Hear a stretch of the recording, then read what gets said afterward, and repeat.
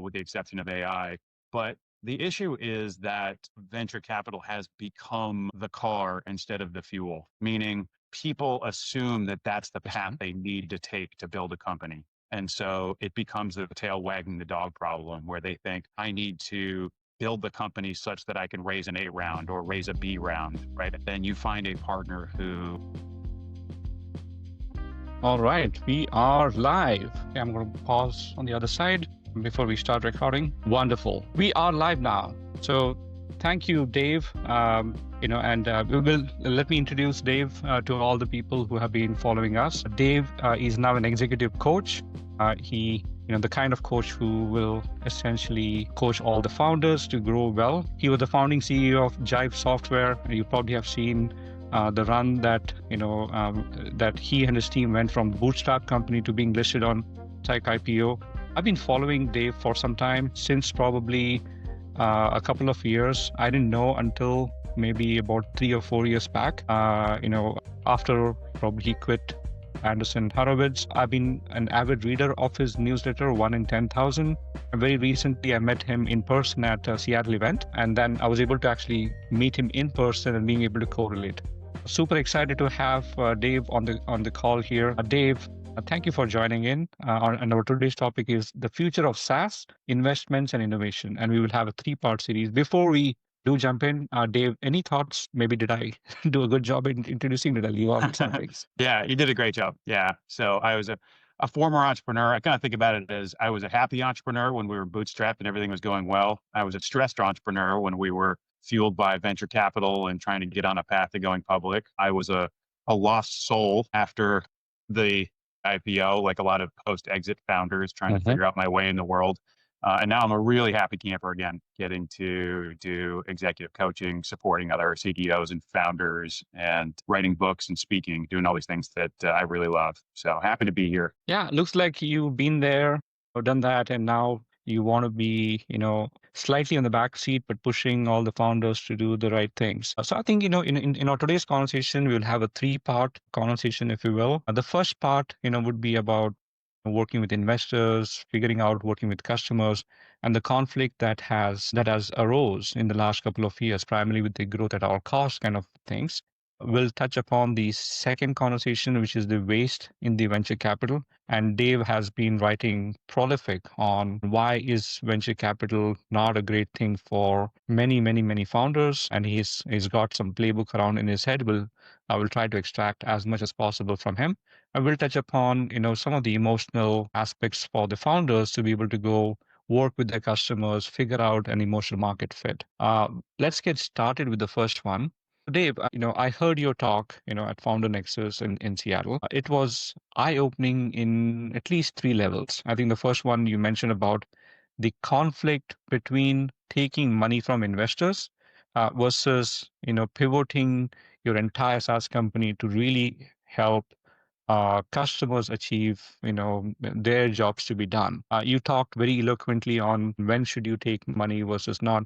Could you maybe highlight what's happening out there today, and how did you form that view that, you should focusing more on the customers rather than the investors? Whereas when we talk to many of the SaaS founders out there, especially who are trying to raise money, they pivot their entire pitch decks, their entire product, their entire traction, just to win the investors' attention, not so much as the customer attention. Any thoughts? And I would love to hear more on that subject. That's great. Yeah. And, I'll start off by saying I'm not against venture capital in general, right? I think it's actually a pretty valuable asset for a company. It's a part of the ecosystem. A lot of companies do need to grow more quickly, and they need smart people to help them do that. I'm against what venture capital has become, how big it's become. When I came out of college 30 years ago or so, it was maybe $8 billion a year. And now it's along the lines of $330 billion a year. Now it's obviously dropped precipitously in this last year, with the exception of AI. But the issue is that venture capital has become the car instead of the fuel, meaning people assume that that's the path they need to take to build a company. And so it becomes the tail wagging the dog problem where they think I need to build the company such that I can raise an A round or raise a B round, right? And that becomes the thinking. And so instead of building based on the organic pull of the market, which is where the greatest companies are built, companies are trying to orchestrate themselves to look good for VCs to get investment. And it's a huge problem because they're scaling prematurely, they're growing in the wrong ways. And, I wrote a book about startup failure, about Mm-hmm. how to transform stuck startups. So I talked to hundreds and hundreds of stuck or failed startups and their leaders. And it was the same consistent pattern, which is psychological blind spots that led to scaling prematurely. And if the leaders and the CEOs were able to see what was really going on and work through some of those challenges that were causing them to raise too much money, then the likelihood of a much better outcome for everybody and a more enjoyable ride would be tenfold what it would be otherwise if you just blindly raise venture capital. Maybe let me ask this in a slightly different note. Could we do some kind of a role play? I'll be the devil's advocate in trying to see whether venture capital is good or bad. And I know that you have a viewpoint on premature scaling, but let me ask a little about, isn't this a good thing that venture capital is now so big that entrepreneurs from all sizes and shapes, and not just very limited to the entrepreneurs in US, in Africa, in Asia, they have access to some ready capital, which they did not, in the last maybe 15 years or so. The access to the capital has really funded a lot of innovation across these places. Isn't that a bad thing? Or are you saying that the early stage, investments are okay, but Series B, Series C, Series D, need to be looked into a little more carefully? Which side of it you think, is bad? Is it the Yeah, early investments or the later part of the investment? neither. I'm not against any of it per se. What I'm against is raising venture capital because you think that's what you're supposed to do, right? What I'm for is raising money when it's irresponsible not to, and when it is following the lead of what the market is pulling the company towards. In other words, I could try to put together a story. This is what happens a lot is that entrepreneurs will try to raise money. So they'll put together a story, and to put together that story to raise money, they have to really make big promises on what they can deliver. And they set a very high bar for what they're going to do as a company. And then once they get that money, they're signing on the dotted line saying, that's what I'm going to go do for you, investor. Yeah. Right. Versus a company that's saying, our people can barely keep up. Our services people are stretched. Our salespeople are stretched. They can, we can't even deal with all the leads we have coming in. Things are really taking off and we just can't keep up with capacity.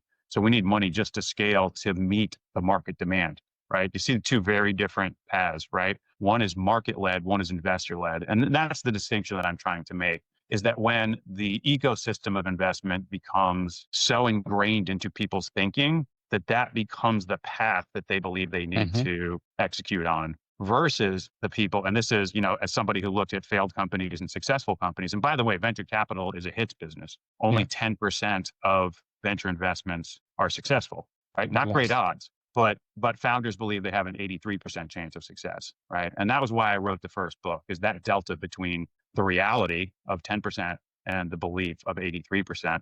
So again, I'm not against venture capital, but I do believe it's become so big that it's become the lemming-like path that people are trying to take to build their companies, as opposed to being really good at listening to the market, at capitalizing on a beachhead market and being the best in the world at one thing, as it being long-term oriented. And those great companies can walk, and then sprint, right? The companies that raise too much venture capital are trying to sprint out of the gate and go right after a big market, and they kill themselves trying to do so. Interesting observation. So, I think there are a couple of definitive factors. There's a secular aspect of there's more money in the market now, and about half that money in the market from a VC standpoint is now getting more and more into AI companies. But the other half still remains, and it is spread out more at the bottom part of the segment, which is in seed stages and Series A stages, not so much in C and D and E, more so because the growth has dampened at that place. So let me ask that question. If we look at that particular statistics, what would you advise the founders, especially where they have figured out that there is some kind of a product market fit or a semblance of it, and now they're ready to go either take, post-seed money or some kind of a Series A money? The problem that happens with many SaaS founders, and I've been a 3-time founder as well, and we've seen this many, many times. The moment you get into a Series A conversation, investors are now looking to have a board seat.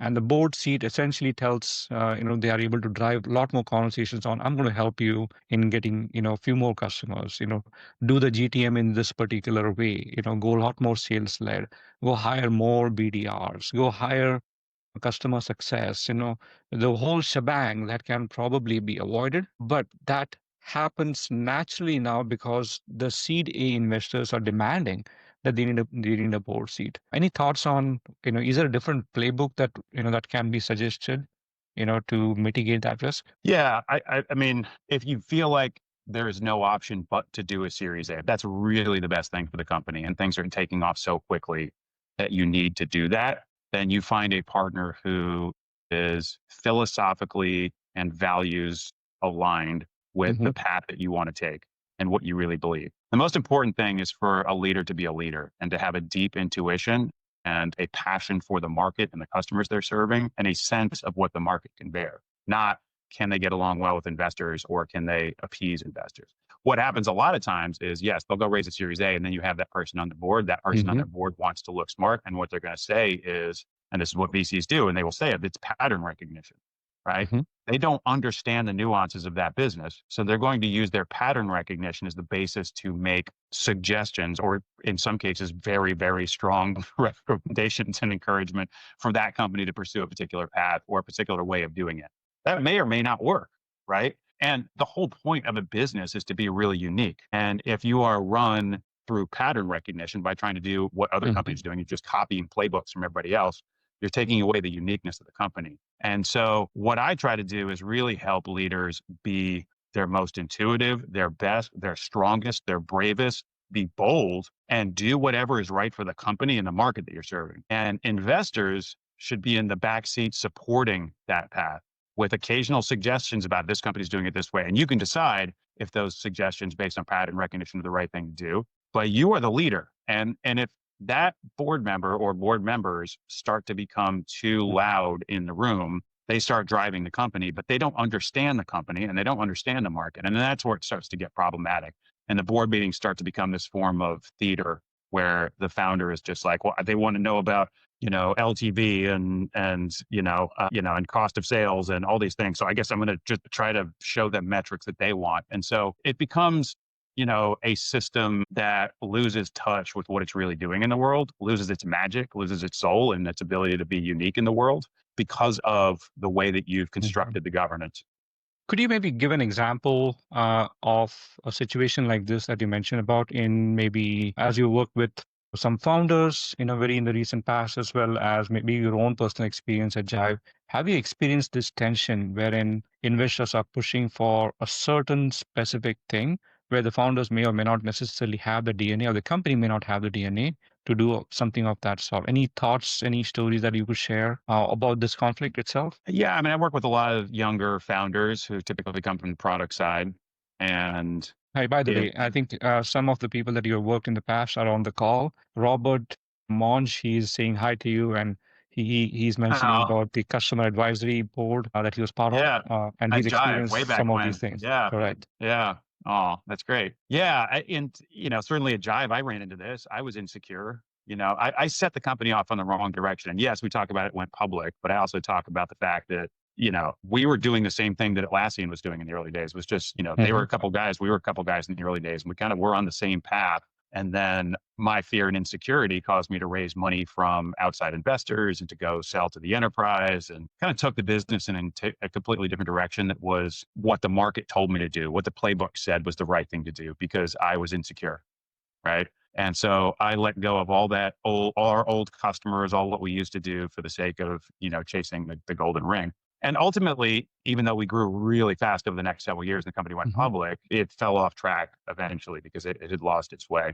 And, Atlassian went on to become a $50 billion company. And so I got to watch that play out. Right. And that was obviously, on a large scale because the company went public, but it doesn't matter. It's the same thing that happens, right? Is that founders can believe that they need to just listen to the investors in the room because these are really experienced, smart people who have been through this many times. And a lot of the energy that they put forth if you look at the pie chart of their life and the time they spend on things, how much of that pie chart is spent on doing what the investors want you to do and of trying to Mm. deliver the metrics that the investors want, as opposed to really getting a deep sense of the market and experimenting and testing and innovating and learning and growing, because those are the great companies, the ones that can be thoughtful and take time and patience and use discipline to get to a place where they finally crack the code. And once they crack the code, sure, then maybe it's the right thing to get investment and to move things forward.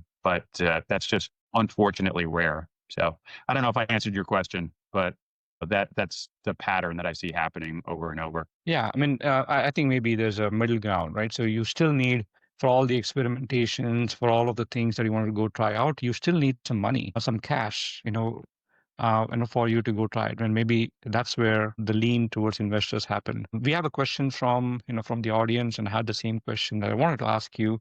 Could you share maybe some early signs that you have seen when a SaaS business is becoming a lot more investor led rather than being customer led? Any early indicators that you can see? If you were to sit on a board, what would you observe that, hey, you guys are now tilting a lot more towards pleasing the investors rather than pleasing the customers? Any thoughts on that? Yeah, I think oftentimes it is like if I'm sitting in the board meeting, I can tell when somebody is presenting to appease the board, kind of what we talked about, that form of Hmm. theater that we talked about. When they are trying to expand too quickly, you can tell like when somebody's done one thing really well and they have a beachhead market, even if it's a really small market, there's one thing they're doing really well. And oftentimes when I come into a company, it's saying, stop doing these other things.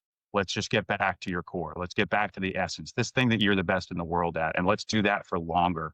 And I'll push back on the VCs in the room to say, we're going to take more time. We're not going to hire as many people. We're going to be lean. We're going to be disciplined over these next couple of years. We're going to stay Hmm. focused on this core while we run thoughtful experiments that extend that core into other markets. The anxiety, the stress that founders feel a lot of times causes them to try to grow too quickly. They look at it across the board of growth as opposed to the segments of the market where they have real traction versus the ones where it's harder. Does that make sense? So that's what I come in to do, is kind of help just stretch out the timeline, be more disciplined, go through exercises like what would it look like if we had to get cash flow positive eventually, right? And we, we're going to raise another round. What would that look like? And let's extend the runway. Let's separate the core business from these experiments we want to run, and let's share metrics based on that to the board. And let's get them excited about the long-term vision and celebrate metrics which are around learning rather than just scaling, because that's where things start to go sideways. So, I think, I've been involved in companies growing organically at 30% a year, and Hmm. it's awesome. It's great. Everybody's happy. Everybody's focused on the customer. You have a lot of time to listen to the customer. When suddenly you take venture and it's like, we need you to grow at 100% a year. It's like, they get a gun to their head and they're like, how do we do it? And they add more salespeople really quickly, and they try to put a bunch of money into marketing, and then they try to sell to, different types of accounts that have different needs, and they try to meet those needs, and the product team gets really stressed. And so it's a very delicate organism. And Yeah. oftentimes the run is long term. It takes longer than people want to believe. And if you can embrace that and say, yeah, we're going to embrace this learning phase for much longer, and we're still going to scale, we're still going to grow sales, but that's not really the thrust right now. The thrust for this company is to learn. And that learning is going to pay off in spades over the long run when we figure out how to take our magic, our special sauce in our core, and start to apply it to other markets on a larger scale. Yeah, I think you mentioned premature scaling a couple of times, in this particular one. Maybe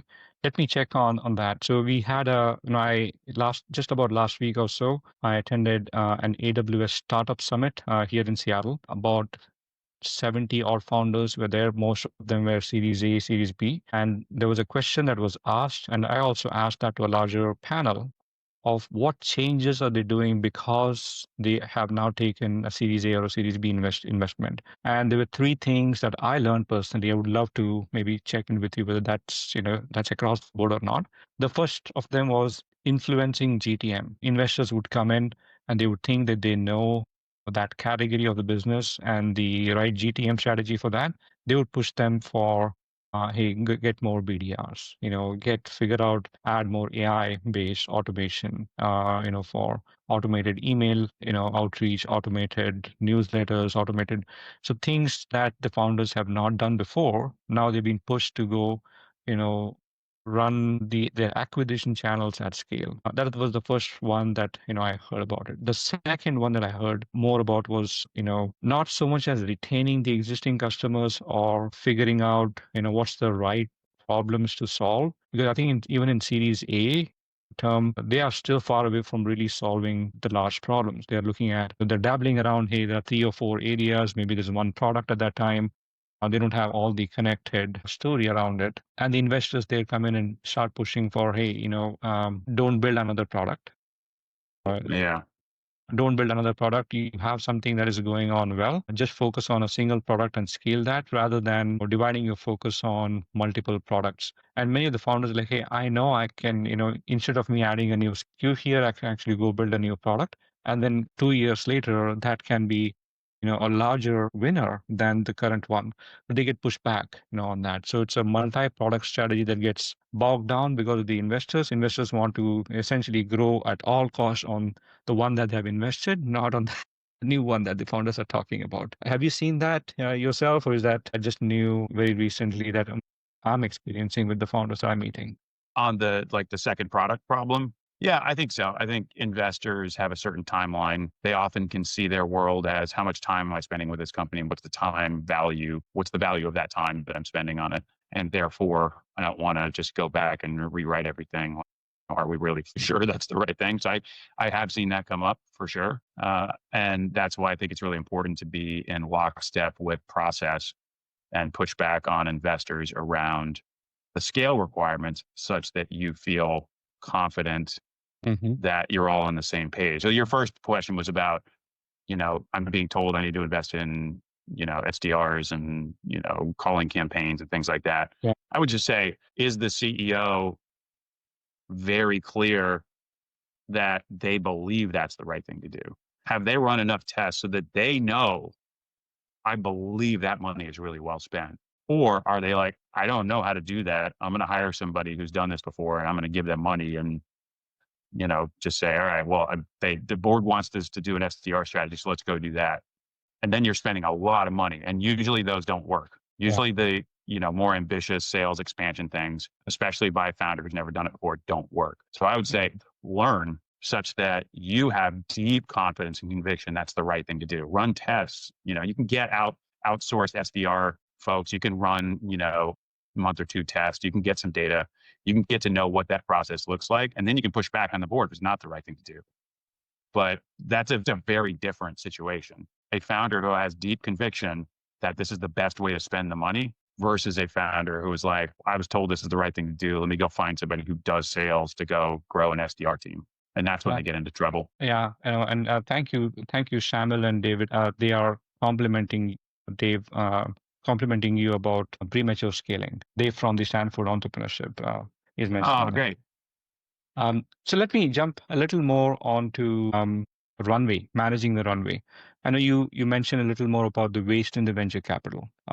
There's money out there. They're pushing it down the throats on, maybe someone who's growing at 30, 40% year on year. They're asking them to go double, or what, triple, double, or something of that sort. Get me started on that.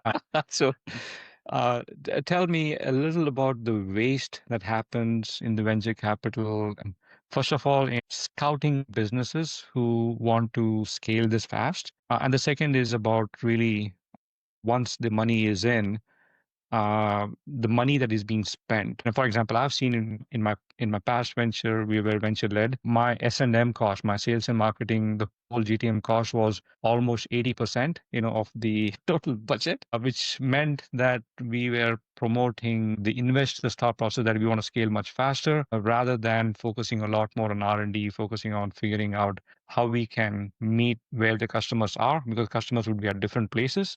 They want to have this kind of an integration, that kind of integration. We would lose those customers and we'll focus only on the ones that are working well by doubling down on our sales and marketing. So I think your thoughts in the general bucket of the waste in the venture capital. Just a waste problem in general? Yeah. Yeah.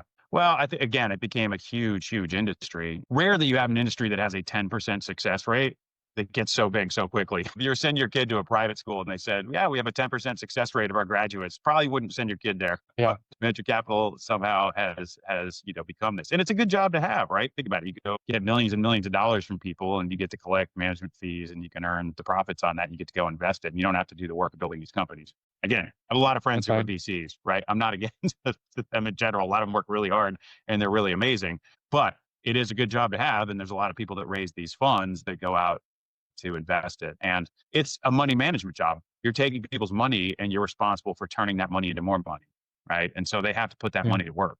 That means you have to go out and aggressively sell to these businesses and convince them that they should take their money because the businesses are their customers in a way, right? So now that you've got this massive industry of a lot of smart people who are going out and selling why they should be the investor in these companies, it's deafening, right? Just the amount of emails that founders get now from all the firms from doing their cold outreach, and it's nice to talk to smart people who get business, and it can feel really good to feel wanted, and I get that. So it's a huge system. It's become this big industry, and it has started to define the process that people are using to build companies. And because of that, I think you're seeing a huge waste. At the 10% success rate, there's definitely waste. And what I saw happen is you have the 10% that are successful. You have about 30 or 40% that really fail to launch. But in between, you've got this 50 or 60% of potentially great companies that have product market fit that get pushed too hard to grow and they don't end up as successes, right? It's almost like they are middle distance runners. Now they should be growing at 50% a year or 40% a Hmm. year.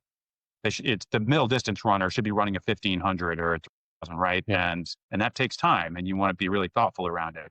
Instead, they're being told to sprint out of the gate and they never finish the race, right? They're being running like it's a 100-meter dash, but it should be a long game. And so that's the waste that I see is that middle ground. These companies that have promise, they have good product market fit, but believe they're supposed to raise money because that's the right thing to do and because it makes them look good and validates them as successful as a company.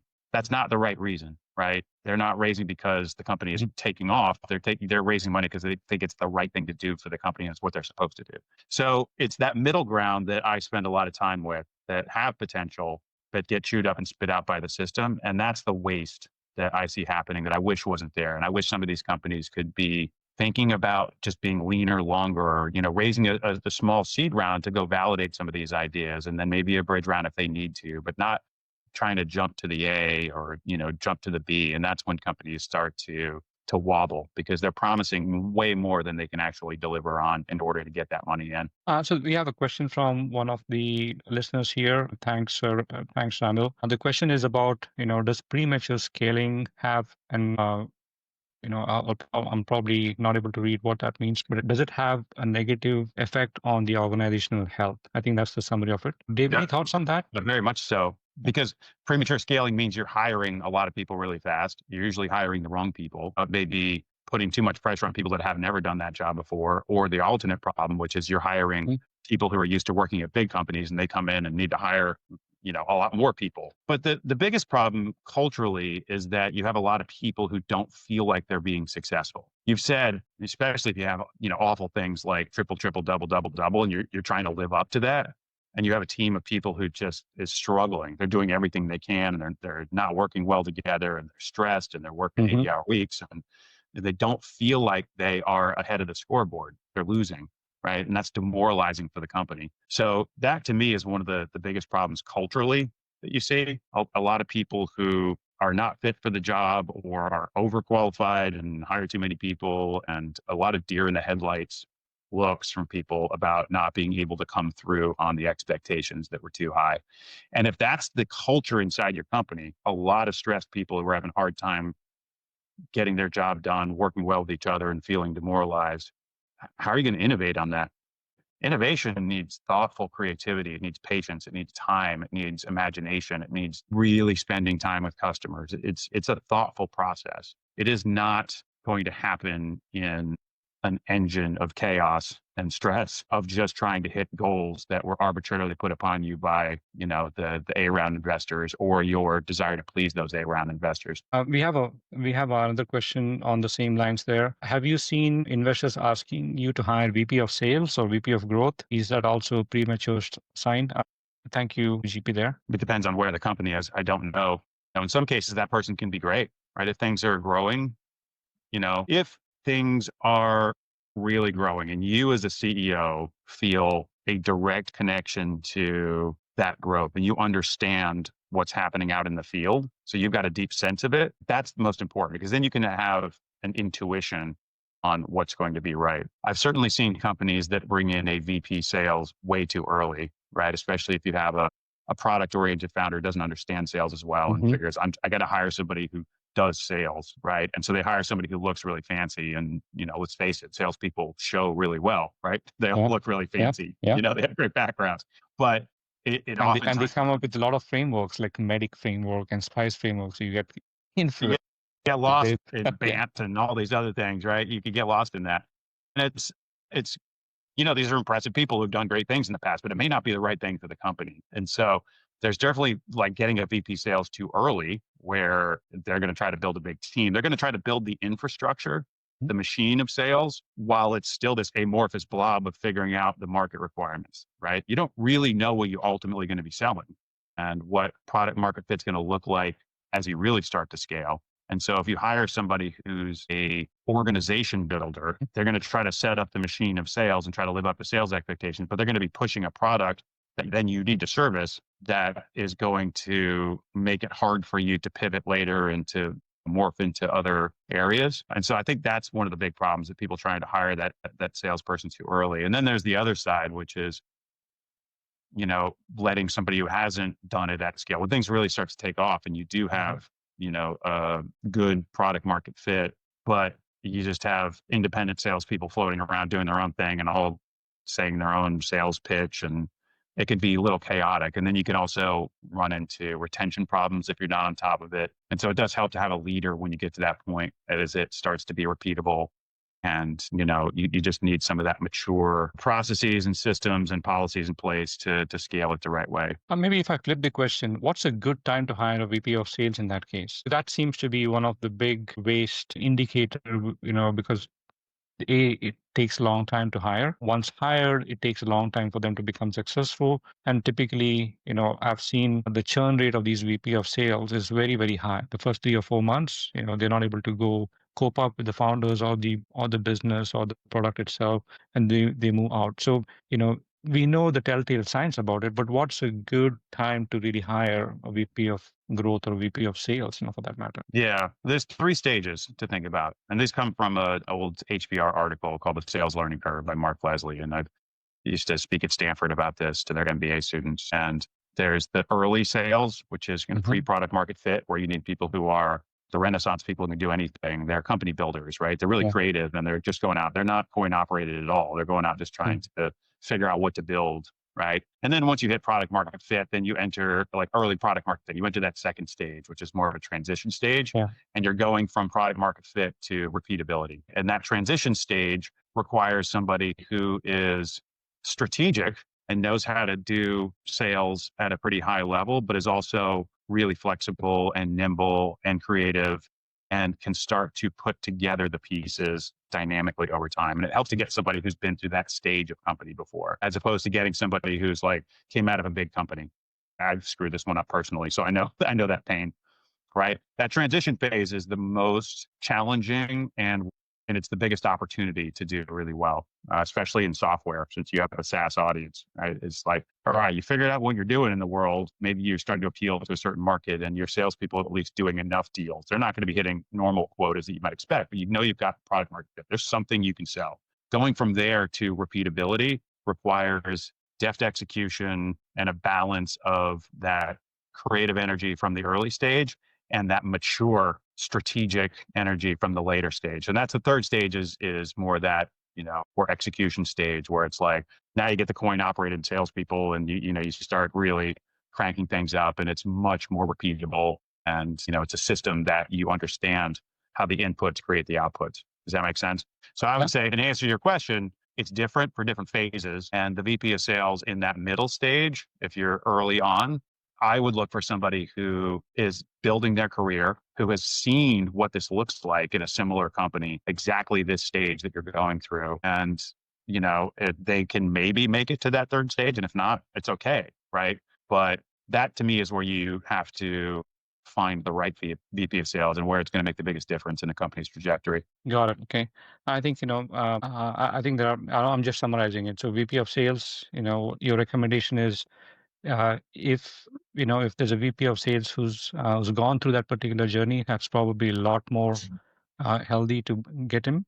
If instead of you getting someone from a larger company, much maybe 10 times larger than you, and they've not actually gone through this 0 to 1 or 1 to 10 kind of a journey, they have a higher chance of getting booted out. So we have a question again on a waste. Looks like there's a lot of questions on the waste. Maybe we'll come back to it, maybe at the end. Let me jump into the next conversation. And Dave, you've written a lot about emotional market fit. I've seen, a couple of your small LinkedIn posts and a long article in your, in your blog. Could you maybe share your thoughts on what is emotional market fit? Maybe expand on that particular concept because that's new. I think I did Google in a perplexity search to see who else is talking about emotional market fit, and there's only like 3 or 4 people. I forget the others, but yours keep on coming up in the perplexity search about the emotional market fit. Could you maybe share Because your I just thoughts came on? up with it randomly, but it was, yeah. So I feel like, especially for software companies, there is it's getting harder and harder to create a moat, right? Especially at a technology level. So as AI starts writing the code, which it's already doing and has got, massively different code coverage than it had even a year ago, that it's very hard to use that as the moat. And so what are you really doing? And we came from an era when it was looking at a market landscape and saying, okay, who are all the players and what roles are they filling and that kind of thing. It was very pragmatic and technical in nature.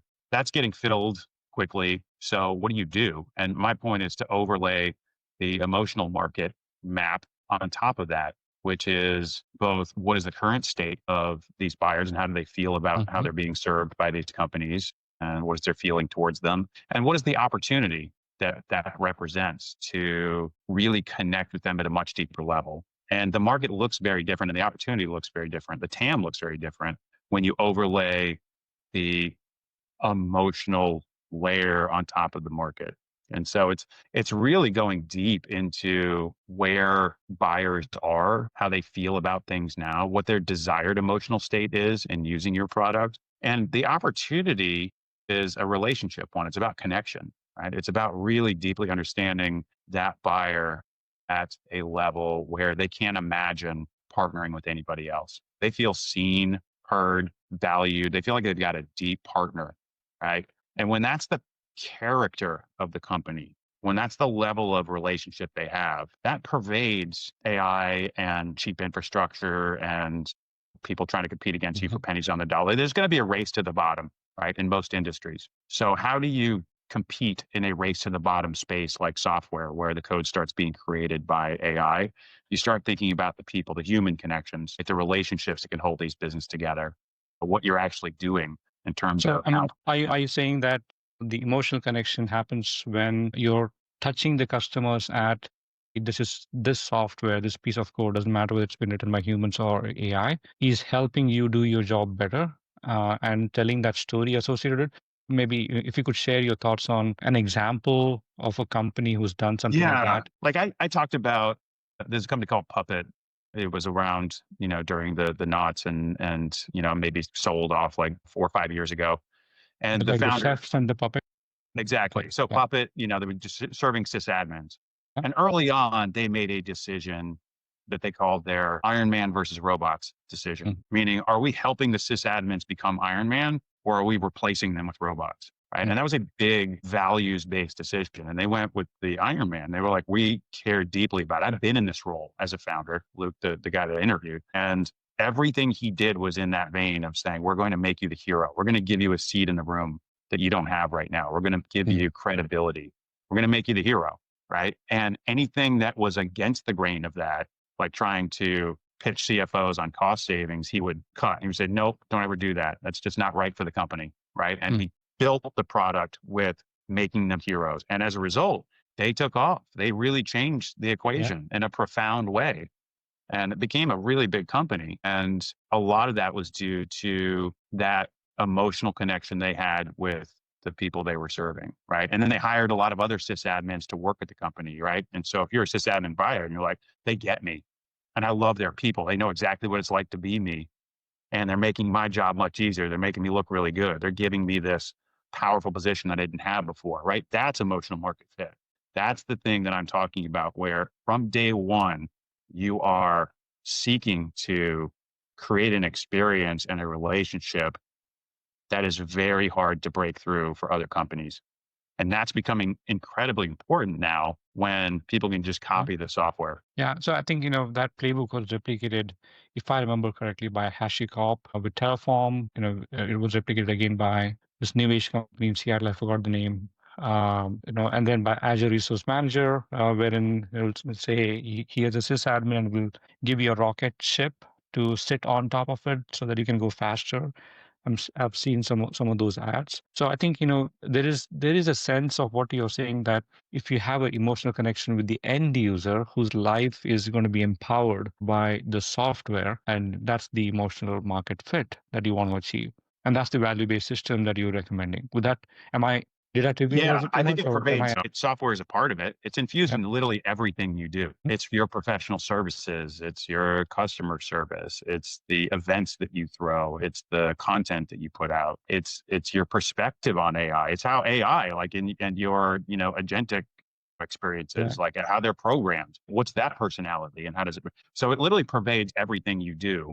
And it's not just you saying, "I think this is cool." It's you having such a profound understanding of the inner life of the buyer that you're serving that it just is woven into the fabric of that company's entire experience. Everything from its brand and its stories and its strategy and messaging, its sales, its marketing, it's software, its features, right? And that's very hard to copy. And if people try to copy it, it looks stupid, right? Because if you have a company that's got a lot of personality that is built on that relationship with that buyer and it's integrated in everything they do, a company that comes along and tries to copy that is going to just look like a copycat. It's like copying someone's Yeah. personality. You're the guy that wore the leather jacket in high school, and then you're known for that. Somebody else tries to wear the leather jacket, it looks kind of silly. It's like that, right? But at a competitive level, and I think that's just becoming increasingly important. Yeah. So, there's a twist to this, and maybe let me ask that question. How does a SaaS company maybe express its value proposition, on the emotional market fit, especially if they're going to replace, a bunch of these users? For example, Cursor, is saying that, hey, if you use Cursor now, you would need lesser number of software engineers, right? So you will be able to go have the same productivity of a 10, 15 member team with just one or two people. The same is the case that's happening on the AI SDR world, right? You don't need so many SDRs anymore. You can actually go replace at least 50% of them using AI. And that's an example where, Salesforce, Mark Benioff essentially talked about that everyone's now going to be an AI agent. The sales, they're going to, reduce the number of, sales people within the organization.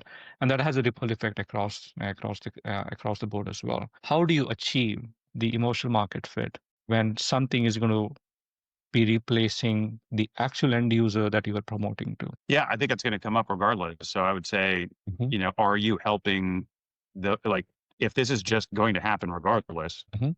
does your product help some of these people be repurposed or to perform functions that are actually going to be useful in this new world, right? That can certainly be part of it. It could be going, whoever the buyer is that is responsible for replacing these people with agents. You could say, look, it's a hard job. You're having to replace people. And that's woven into it, right? Is that you are building that deep relationship with the new leader of the new CRO or whoever it is that is now responsible for managing bots alongside humans. Mhm. What are you doing? What does that feel like? What do they, that's a lot of pressure. What does that feel like? How do you help them be heroic in this mode? How do you help them be seen as really valuable in such a hard job? And so I think there's opportunities. It's not saying replace people versus not replace people. It's do it. You do what you're doing, but do it with heart, do it with soul, do it with a connection to understanding who it is that you're serving. And to the extent you can weave that into the product offering, it's going to hold those relationships in place over the long run. When if you don't have that, the replacement option is going to be really high. I'm sorry. Yeah, it's easy for them to replace you with somebody else. It's easy for them to replace. Yeah. Yeah. So there's a question from the audience. Have you seen an example of a product company that has failed their approach on the emotional market fit? Essentially a failure, not a success story. Oh, that's a really good question. I'm sure there are myriad companies that have tried to do it. I think it can be set up for failure if it doesn't have the backing of everybody. If it's a CEO who doesn't really believe in it or doesn't have the strength of conviction in it, then it's going to come off as a failure. And then if they do have the conviction and the company it doesn't hit, then yeah, maybe you could have done more on really understanding the customers at a deep level, or trying to run, several different experiments before you really, back up something. And I'm doing that with a company right now where it's like, is it, reliability that we're really banking on, or is it ease of use? What's most important, right? And so I'm working with them of kind of going, well, let's test, let's really get in, and let's forward project, 5 years from now too, and think about how the market forces are going to play out and which one of those things we really want to hang our hat on. And so it takes time to figure it out, and it's never going to be perfect. But at some point, maybe there's a combination of what the founder knows and cares deeply about, what the buyer really cares on, what their emotional state is, where the market's heading and where technology is heading. And in between there is an emotional market opportunity that is untapped. And if done with really smart execution, can serve as the moat that takes this company into something much greater over the long run. I think we have a question from an audience. Can they reach out to you do you coach early stage founders on figuring out how to pitch on an emotional market fit? Occasionally, I run workshops and do stuff on emotional market fit. Yeah. So, feel free to reach out. We'll put your contacts into the show notes as well. So, maybe a couple of things before we close out and open up to any more questions directly as well. Do you have maybe a couple of pointers or guidance to founders on, especially the new age founders, wherein they have the backing, they have the money from investors, they are starting to scale up with customers, but their growth might be much more spottier than what they were expecting. Any thoughts, anything that you can recommend to founders, any advice to founders across the board? Yeah, well, there's a lot. I wrote a book called Reignition, which is available on Amazon.